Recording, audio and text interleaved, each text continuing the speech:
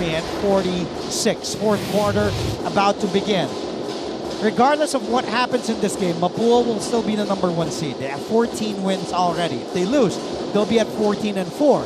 LPU lost yesterday, so they already finished the elimination round at 13-5. JRU needs to win this game. Needs to win this game badly to force a playoff with the Benil Blazers, who lost earlier today to the EAC Generals. Benil finishing the elimination round with 11 wins and 7 losses. Junicio firing the 3 to start the 4th. He's been in foul trouble all game long. Marwin Junicio only with 4 before that 3, but knocking down his first 3-point attempt. De Los Santos on the run for JRU. Junicio back to JL. Down 3 ang Heavy Bombers. Medina off to Guillab. Back to De Los Santos. Goes to Medina. The jumper from the corner. Makukuha ni Recto. And Mapua really sticking with that zone. Escamis. Off to Cuenco. Cuenco attacks, gets fouled. Basket is good. Ganda naman ang recognition nito ni Cuenco doon sa... Ito yung 3 points ni Marwin Junicio. Really ba kay Junicio, no? Oo. Kahit ako po most of the game. Yung kumpiyansa hindi nawawala eh. Ito naman yung atake ni Cuenco kay Guillab plus a foul. Alam mo, Big Bo, ilang taon ka naglaro sa NCAA? 3? 5? Anong pinaka-masasabi mo? Patibayan ng loob, di ba? Yun talagang ano sa NCAA. Yung pabigatan ng loob, patibayan ng loob, yun ang labanan dito. Oo. Maano dito, kumbaga, pag mahina ang loob mo, hindi ka magtatagal. Hindi, ano rin to eh. Training ground din tong collegiate level. Papunta doon sa pro na lahat naman inaasam yun eh. Masasabi mo din ba yun na nadala mo lahat yung kumbaga dami mo natutunan sa PCU, sa NCAA, na nadala mo sa pro? Oo naman. Hindi lang yung kapayatan. Dahil nung nasa college ako, payat po ako. Pagdating sa professional, heavyweight na po. Alam mo kung bakit? Bakit? Malaki sweldo eh. Uy! Wag ganon! Hiyak eh, sagana eh. Hindi naman. Konti lang. Sapat lang. Kung malaki din sana, di na ako rumarakit sa NCAA. Malaki din ang sweldo mo eh. Lamang na nga rin magmapuha dito. 63-57. Umatake si C. Maagaw ni Rosilio. Ibigay kay Escamis. Sabi ni Escamis, wait, lamang tayo. Ba't tayo nagmamadali? Oh. Relax lang kayo. Lamang tayo ng 6. Escamis, step back. 3! But Clint can knock down those shots. He's done that time and again this season. Yun naman yung nakukuha ng kumpiyansa nito ni Clint Escamis na kahit na anong tira, kayang-kaya niyang gawa ng paraan. Let's go back courtside. Mickey Santos has an update on the JRU Heavy Bombers. Mickey. No one's about to back down in this matchup of the Cardinals and the Bombers, because for the side of the blue and yellow, Coach Louis Gonzalez wants his team and his players to finally wear the suit of responsibilities as they aim to go all in against Mapua's quarters. And yeah, we need to give them that final push and the pressure to make our presence felt inside the court. Show us the fire that you've got within you, because for this 4th and final quarter, Andre and Bo, Coach Louis Gonzalez does not just rely on the team's defensive strategies anymore, as he wants his players to give it their all in their individual tendencies and their individual defenses. Now, that's all for the side of the JRU Heavy Bombers. Back to you, Andre and Bo. Maraming salamat sa iyo, Mickey. You know, that's the thing also with Mapua. They've played fantastic all season long in JRU. They've been up and down, as going back to Mickey's report. This is JRU's game. They will keep on fighting and fighting and fighting. Medyo kinakabo sa ibang mga laro, pero they will put the pressure on you. Yes, the pressure is on them because they have to win to tie with Benil and force that playoff.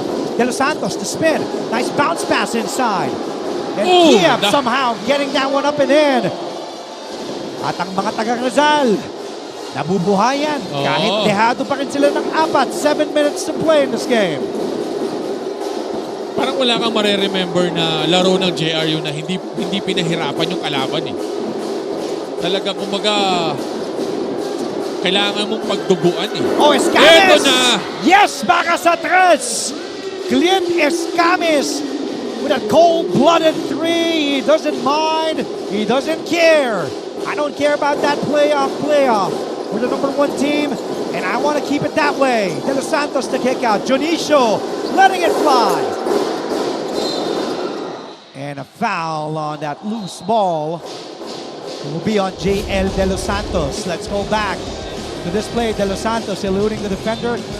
Draws the defender in Bonifacio, and then the bounce pass to Giab.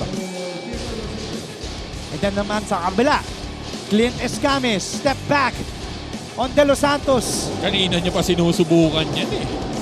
After couple of tries, ayun, successful na si Clint Escamis. 4 threes made by the rookie MVP frontrunner, 20 points para kay Clint. Here's Hernandez serving.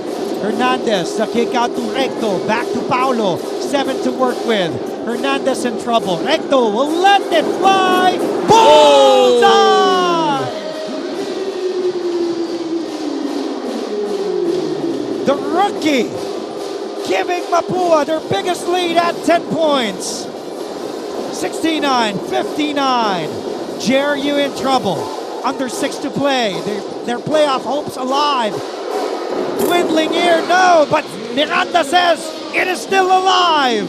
I will answer with a 3. Recto pushing the pace. Recto adapts. And possession will stay with Mapua. Let's head back courtside now. Aliana Faustino reporting for Mapua. Aliana.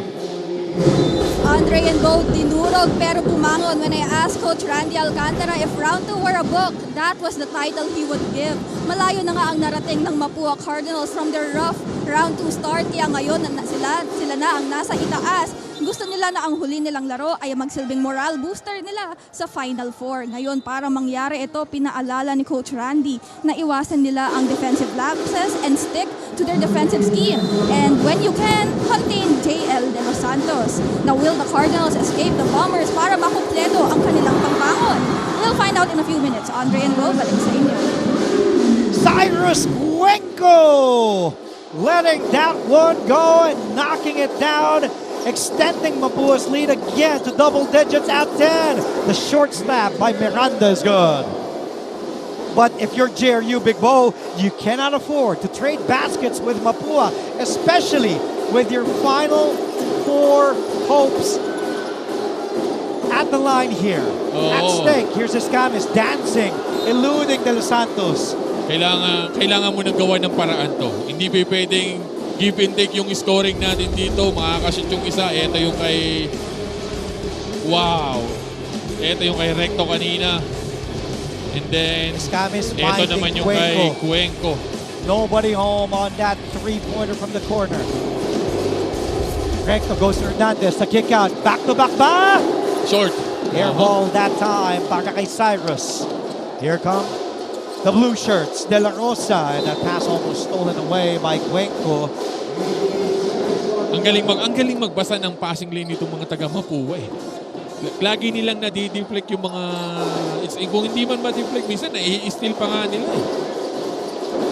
Well, that's why they are the number 1 team in the steals department. At close to 11 steals, 10.47 to be exact in 17 games played. Hernandez. Ito yung airball kanina ni... And then Timus Cochrandy. kasi nga, nakakashoot lang niya eh. You will not expect it na airball yung kasunod eh.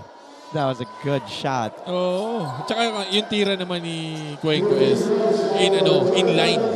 So, talagang napangibi si Coach Randy doon eh.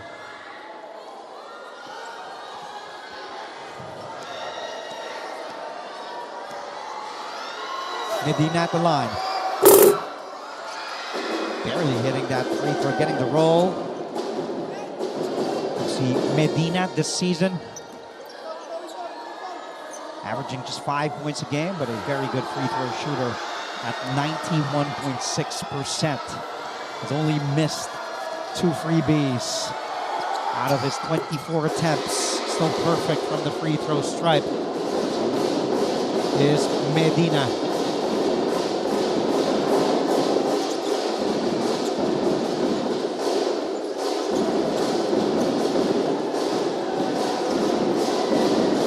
Recto attacks. The kick out. Escamis.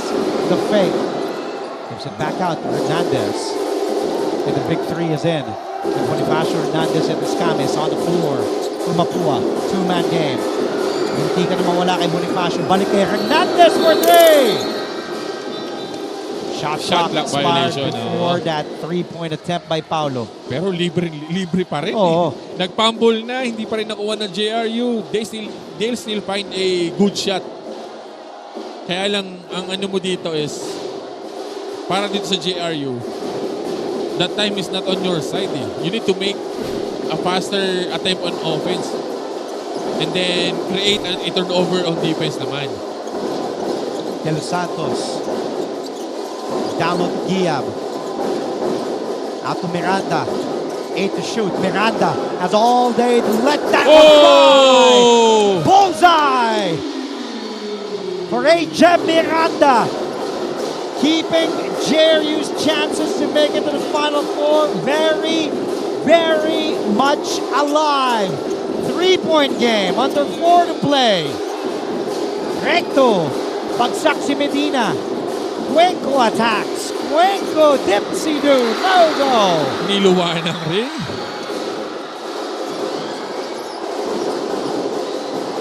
De Los Santos. Mapua. That coaching staff asking for traveling. Miranda's jumper. Just will not drop. Balik kay Escamis and Mapua. 3 minutes left to play. Coach Charles Tune, the whole Benil coaching staff still in attendance, watching intently here because they know if JRU wins, they will have to play them for that Final Four spot. Hernandez's three is a miss and short, goes out of bounds. Ball will go back to JRU side with 2:42 to play. Coach Randy Alcantara leading his alma mater, his team that he led to a championship twice back in 91 and 1992. Part of that, those champion teams, leading Mapua to their first ever #1 seed in NCAA. But De La Rosa with a 3-bomb and ties the game at 72-all. 2:30 left to play. JRU's team captain saving the day. We'll be back with more NCAA action after the break.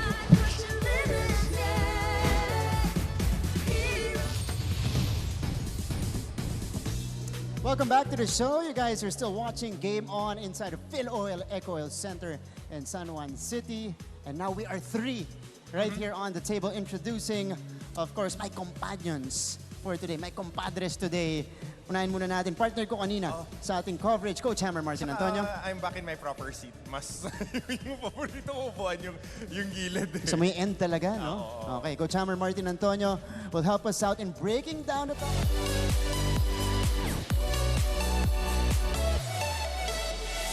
Mapua led as many as 10. JRU just by 2. When the score was 2-0, that was their biggest lead. It has been up and down, up and down. We've had 5 lead changes and 8 deadlocks. Ito yung pang-walo, 72-all. In a do-or-die game for JRU.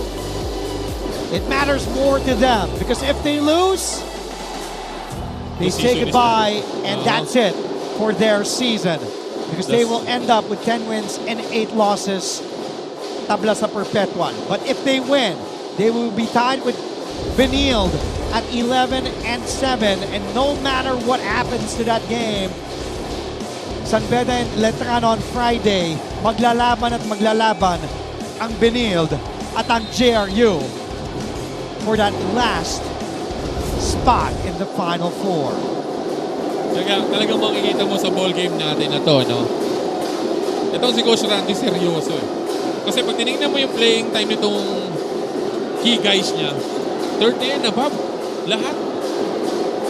So, hindi biro para kay... Escamis. Eto na naman. Big three! Bam!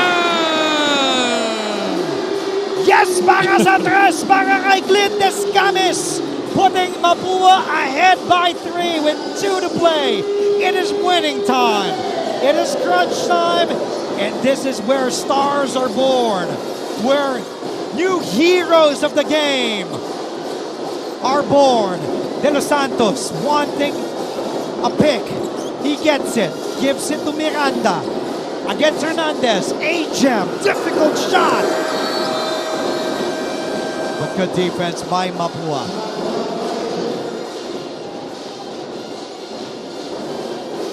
Hindi pa pwedeng ganun katagal yung offense itong JRU because they are trailing on this one. Kaya kailangan gawan agad nila ng paraan para makahabol in this ball game. Wala.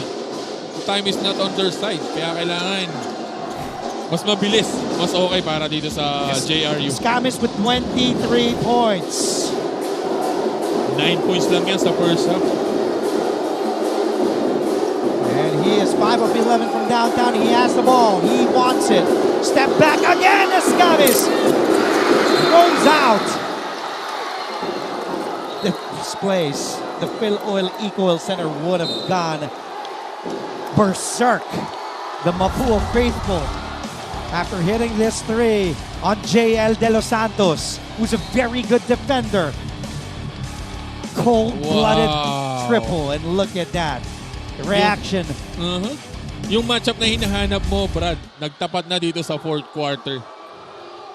Kaya lang, De Los Santos has a better defense pero better offense para dito kay Clint Escamis. There is some commotion here. The JRU bench jeering. Coach Louis Gonzalez does not agree. He is pleading, and management, longtime Mancom member Paul Supan, there he is, restraining Coach Louis. He is the Mancom chairman to si Mr. Paul Supan. Medyo hindi kasi sila sang-ayon doon sa loose ball foul ni Joshua Guillab. Joshua Guillab. Technical foul on number 26, Jonathan Medina, for disrespectfully addressing a So mas game masakit official. doon. Tinawagan ng personal foul si Guillab. Tinawagan ng technical foul si Jonathan Medina. Let's go back. Escamis will take another step back three. This time he will miss. And then makikita natin si Guillab at si Bonifacio going for the loose ball. And then there's that foul, that whistle blown, calling the personal on Guillab. And then Medina reacted and called for the technical. Medyo... And look at Mr. Paul Supan still restraining both Medina and Coach Louis Gonzalez. Shooting the technical free throw is Clint Escamis. And ito. Escamis at the line. Clint, a 77% free throw shooter for the season.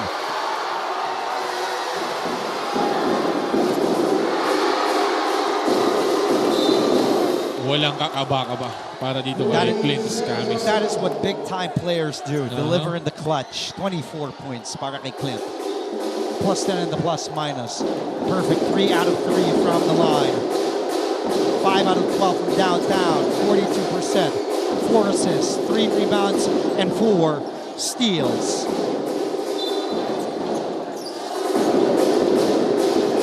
Rosillo bring the ball inbounds. Hernandez out to Boni. Back to Paulo. Now to Clint. 8 to work with. Guarded by JL De Los Santos. Escamis. Escamis will let it fly. A miss. JRU still has a chance. Miranda has it. Under a minute to play. De Los Santos is rushing. Inside. Gia missing. Oh, bagsak. Si Bonifacio. Baba din si De Los Santos. First foul called on Pablo Hernandez.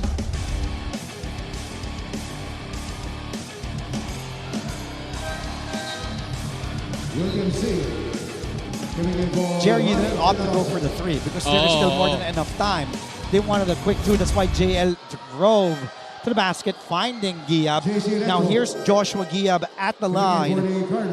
a 73% free throw shooter for the season, 44 out of 60 in 17 games played. He hasn't attempted a free throw today. He has 14 points, 10 rebounds, a double-double performance para kay Joshua Giab. Warning on the Mapua Cardinals for improper bench decorum. Warning on Mapua for improper bench decorum. 2 big free throws para kay Giab. Big numbers, 14 and 10. Calmly sinking that first. Heavy Bombers, the JRU faithful, delighted, but they're still trailing here. If you make it or miss it, it's still a one possession ball game. Kailangan nilang dumipensa dito. Ito. Giab gets both. They need to make a good defense on this one.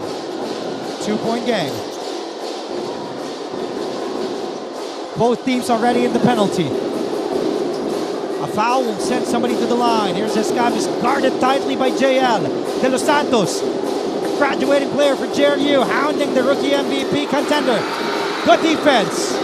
Cuenco, kick out. Dagger! Short of that, Luis Hernandez. Agawan, baka sa loose ball.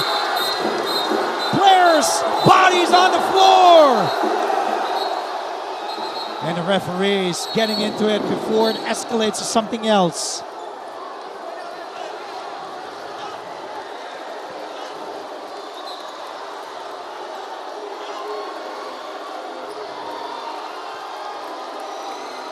Ganun. De Los Santos being picked up by Jen Miranda. Ganun ka-intense yung ball game natin. It was De Los Santos who was that body na pinatungan na ng lahat eh. Oo. Yun naman, mawawala kay Escamis, bibigay kay Cuenco, and then Cuenco giving it to Hernandez, will take this three, which will be short, hitting the front iron, and then agawan na, bagsak si Cuenco, who gets the ball first. De Los Santos trying to get the ball from Cuenco. Cuenco holding on to it. Bonifacio was there. There are 6 guys. Miranda. Ganun ka-importante yung bola natin. 6 na tao ang nag-aagawan para makuha yan nag-iisang bola na yan. And look at William C. Telling JC Recto, it's okay. Chill ka na lang. I said this yesterday as well. Cooler heads prevail. Oo. Kasi kahapon din, nagkaroon din ng Medyo konting commotion lang. with JM Bravo and Jomel Puno. Then si Yukian Andrada also coming in, but there was Peter Alfaro was the pacifier. Sean Umali was also trying Oo, to... yun nga eh. Medyo nagulat ako doon. Kahapon eh, si Sean yung umaawat eh. Usually, si Sean yung inaawat nila eh. At ang idol ni Sean Umali, ikaw. Oh, ako na naman na tinuturo mo. 25 seconds left. Our officials at the replay center. All our 3 referees today are international referees. Toti Celeste is the crew chief. Beside him is Harry Santos. There is Mr. Efren Jose, Paul Supan, longtime member of the management committee representing Jose Rizal University. He is this season's chairman because JRU is this season's host. Melchor Divina, also a longtime member of the MANCOM, representing Mapua University. Also in attendance is Mr. Peter Caico, representing Arellano University. Ang question sa atin dito ngayon, Mr. Dre. Frank Gusi also here, representing University of Perpetual Health System Dalta. Yes, Big Bo. And so is Dr. Lorenzo of Emilio Aguinaldo College. Ayun na nga. I will ask ka na kanina kung if they call a jump ball, kung kanino mapupunta yung bola. Pero jump ball nga, ibinigay para dito sa mga sa Mr. Mapua. Hercules Calanta is also here. Almost all the members of the management committee. 12 seconds on the shot clock. Father Vic Calvo of Colegio de San Juan de Letran. All in attendance, all watching this all-important game. Attorney Jonas Cabochan also here. Ball with Mapua after that review. Jerry in the penalty, mawawala sa Mapua ang bola. A crucial turnover. JRU has 2 timeouts remaining. Mapua has 1. Ball will stay with JRU down to Coach Louie will burn one of his 2 timeouts. Mr. Dax Castellano also here. So, Big Bo, if you are JRU, you got the breaks you wanted without committing any fouls. Di mo man lang nakuha yung bola after that review. Napunta yung possession sa Mapua. Pero nakuha mo muli yung bola with a turnover without committing any fouls. You have 2 timeouts. You called one. If you're Coach Louis, what will you do? Hindi ako dito, if I were in Coach Louis' possession, ano muna ako eh. Pwede kang mag-quick 2 eh. Just to tie. Oh, just to tie. Kasi, pero if you have a shot sa labas, like, swerte rin, maayos din yung tira sa labas ni De Los Santos, ni Miranda. You still have De La Rosa. So, you can attempt to make a 3-point shot. And as you can see, Arvin Gamboa, former Mapua Cardinal, kilala. watching intently. His alma mater up by 2. They're already secured of the #1 spot and a twice-to-beat advantage for the first time in NCAA history. 14 wins, 3 losses. JRU needs to win this badly. If not, their season is done. But if they win, they will tie up with Benil, who lost earlier today to EAC, and force a playoff. Here it is. 5-second difference between the game clock and the shot clock. Mapupunta kay Medina ang bola. Guarded by Escamis. Pupunta kay Rai for 3! And a loose ball goes to Escamis, and he is fouled! That was a good play. That was a clean look para kay Rai De La Rosa, who was 3 out of 5 from downtown today, 60%. Actually, They wanted a 3. Inline eh. Medyo off-left lang yung tira ni Rai De La Rosa doon. But still, they still have a chance. They still have another timeout. Oo. We have a review of the time remaining. Our referees will go back to the replay center. They will have to review. They will review the time, I think. Well, it says on the clock here, Big Bo, 10.6 10.6, seconds. Escamis will be taking free throws as he was fouled. And since both teams are already in the penalty, that will give 2 more free throws para kay Clint. He is perfect today at 3. 3 out of 3.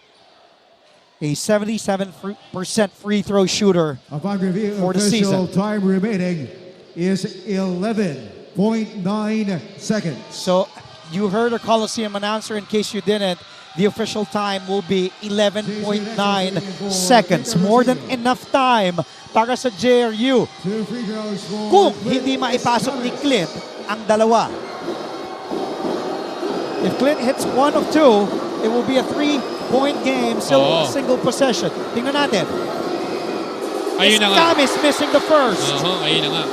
Ang problema lang din dito, kapag ka ito na mintis ni Escamis, they can call a timeout. They will go all the way. So kung ano mas gusto mo, tawag ka ng last timeout mo, itakbo na. Kahit ano na dito eh. Okay, tingnan Sa natin. instances na to eh. Clint Escamis, second free throw. It rolls out! It rolls out! Mapupunta kay De Los Santos. JRU has a timeout remaining. De Los Santos pushing it down to ang JRU, Oy! but losing the ball, and Escamis gets it. Wow! He gets fouled. Talagang inahanap nila yung outside shot. Pero nandun na si JL eh. You already have a... Pwede nang i-floater eh. Kaya lang, yun nga. Escamis missed both free throws. That second one was halfway down. It rolled out. De Los Santos has it. May timeout pa sila. They didn't call it. Inunahan ni Escamis si Recto. Ni De Los Santos si Recto and then losing it. Then Escamis getting the ball back and he will be back at the line for 2. Na-deflect din kasi ni Escamis sa likod of the drive. Yes. Ito ni JL De Los Santos eh. And JL De Los Santos had to be picked up there by his teammates Rai De La Rosa and Jonathan Medina, 2 graduating players for JRU. Team captain Rai De La Rosa and JL De Los Santos. Now, Clint can redeem himself. If he missed the 2 free throws earlier, he can knock down these 2, and that's it. You need to make the first one first. Clint is 3 out of 5 today from the line. Oh! And Escamis misses. Wow, after 3 out of 3. Ngayon naman 0 out of 3 siya dito sa crucial stretch na to. He is still leaving the door ajar Oo. for JRU. May isa pang timeout si Louie Gonzalez. Escamis' second free throw is good. Ayun na. And Louie Gonzalez will burn his final timeout. They still have a chance. It's the only chance they have is a 3 for them to go into overtime. Kaya kung ako kay Escamis doon sa second ano niya na doon, pwede niya lang i-miss eh. Kasi hindi naman makakatawag ng timeout itong JRU. It's gonna be a Hail Mary kung sakasakali man. Pero yun nga, you were in this position, you need to just play good defense with 3.7 seconds dito sa ating ball game. Kaya lang, you need to be ready kasi they drew up something for... But what a game, Big Bo. Diba? You know, what a game this Wednesday. Oo. Tulad ng sinabi natin, it's gonna be a good As expected, game. as Oo. billed, as hyped. And Jerry, the Benil coaching staff still here. Naka-cross Still finger yung watching. mga yan. Naka-cross finger yung mga yan. Because again, Binild paalala na lang yan, natin, oo. Big Bo, natalo ang Benil kanina. 77-69. Nat Coseo was a player of the game for EAC. So, Benil finishes their elimination round with 11 wins, 7 losses. Pag matalo JRU dito, tanggal na sila. And pasok na, sure, ang Benil at number 4. Oh, and kaya din nanonood itong coaching staff ng Benil because they will face Mapua sa Final Four. In case na matalo itong Regardless, JRU. kung ano man mangyari, Oo, manalo ang Mapua, manalo, makakaharap matalo. nila na Ito Mapua. pa rin ang kaharap Pag manalo ang JRU, makakaharap na JRU sa playoff. Kaya pala na andito pa itong mga coaching staff nila dahil whatever happens in this ball game, they will face these two teams na naglalaro natin ngayon. So, scouting na rin. So here we go. 3.7 Five on the seconds. floor is Ray De La Rosa bringing the ball inbounds. Medina is there. Giab is there. De Los Santos and Miranda. Down 3 in JRU. Last chance for them to fight for the playoff for the Final Four. Giab. Giab. The 3. Putik na. Whoa! It's the end of the ball game. Our final Randy Alcantara, Louie Gonzalez shaking hands. What a ball game. What a fight from both teams. But Coach Randy and Mapua not giving anything to the JRU Heavy Bombers. They were assured of that top spot regardless if they win or lose today. And they said, if you want it, you take it. Final score, 77-74 in favor of the number 1 team in NCAA Season 99.